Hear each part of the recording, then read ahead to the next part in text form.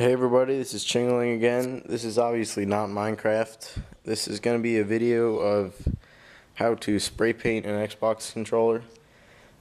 First of all, if you're planning on spending a lot of money and making a super professional looking controller, then go watch a different video because this is probably not it.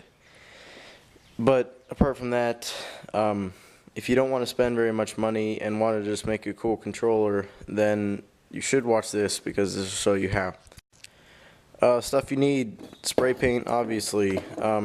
Maybe some primer. I don't have any with me because I just ran out of mine. But it'll look the same, just it'll say plastic primer or something on it. So spray paint, an X-Acto knife, and painter's tape, which is, you can use duct tape too. It still works fine, but this is just thinner and the lines on the ends are cleaner, so it works better. And then a fan, or you can just air dry it if you want to, because it doesn't really matter. And also maybe like a box or something, cardboard to use so you don't spray paint the floor. I spray paint a lot of stuff, like 5 airsoft guns, bunch of controllers, scooters, skateboards, guitar pick, chairs, not pick, pick guard. So I talked about primer just a couple seconds ago. This was my first one. It looks cool, but you can see like that when I pulled the tape off, it didn't really come off clean, and then this one did, at least a lot more. So this one I didn't use any primer just because I didn't think about it, and this one I did, so the lines came up a lot cooler and cleaner. So I would recommend using it. It's not very expensive altogether. If you have to buy new spray paint, painter's tape, it's probably less than $15, so not expensive, and you can make something cool. I have another controller here. I'm going to be painting it silver and gold, just half and half. I usually do layers like this, and what you do for that, or what you'll need to know, is the color that you first paint it and then you put the stencils over is going to be what's on the bottom here, and then you paint over it, and when you pull the stencils back up, then you'll see these lines like this. The white that's actually the primer color, but that's the color on bottom that you put the stencils on. So as long as you don't do too many layers, it's not really necessary to do primer, because primer just helps the paint stick on there. But if you get a new can of spray paint and you spray it on lightly, it doesn't take very long to dry and it sticks on pretty well. So first thing I'm going to do is I'm just going to tape this, like one half of it covered in tape, so I can spray that like silver or whatever, and then do that to the other side once it dries so I can spray that gold. I'm also going to put some stencils on there. I'll do that first before I put on that paint, so that I'll have this black on the bottom when I peel it up. Usually how I make stencils is I put a piece of the painter's tape just on a flat surface, maybe a cutting board if you don't want to like make lines on whatever it is that you're cutting on with the X-Acto knife, and then just use this to slice out the shapes that you want and you're going to put on your controller. It's usually a good idea to draw it out with a pen or pencil first so you don't mess it up, but otherwise you can just try again if it doesn't work because you have plenty of tape.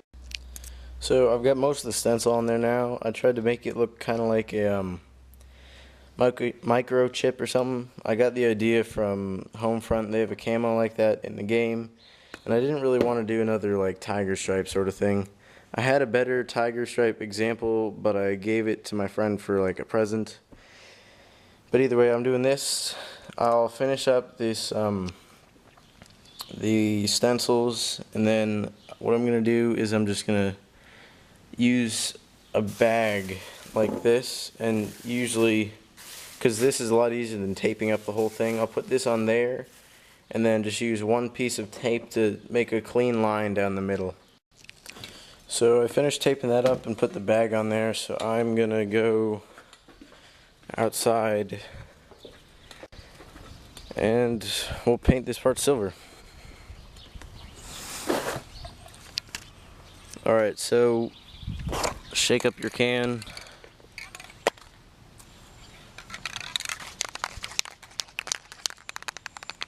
I'll switch hands here.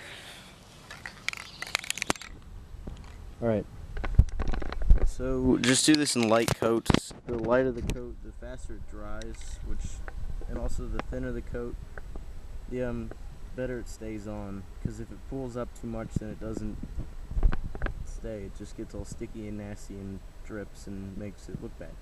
So I'll start spray painting.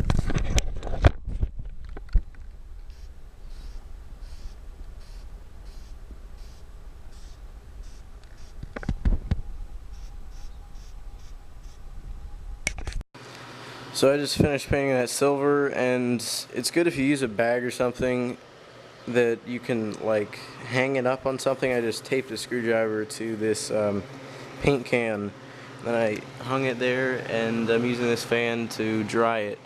If it's hot or it's a sunny day, you can just leave it outside if you want to, because that'll dry it just as fast usually, because the sun gets pretty hot. But I'm using this fan because it's still kind of morning out. I don't even know what time it is. But I will start this video up again when this is dry, and I'm going to paint the other side gold. Okay, so that was a pretty new can of paint, so it came out really nicely, and it's dry already. It was really quick. So I'm going to take this bag off, put it on the other side, and then I'll paint that gold. So I'll be right back. Alright, I have got this side all taped up now. So I'm just going to keep going and paint this part gold.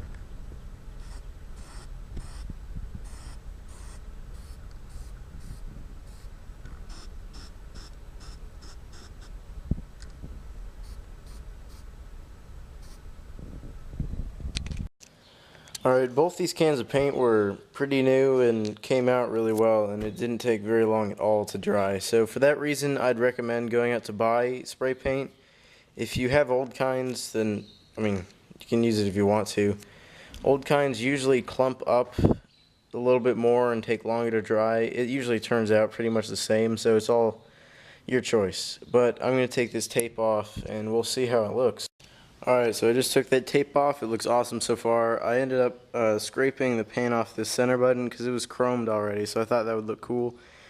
So I just have to take these stencils off, and then it'll be completely finished. When you do take stencils off, use your X-Acto knife or something sharp to get like the edge of it, and then just peel that up. So I'll be right back, and then it'll be done.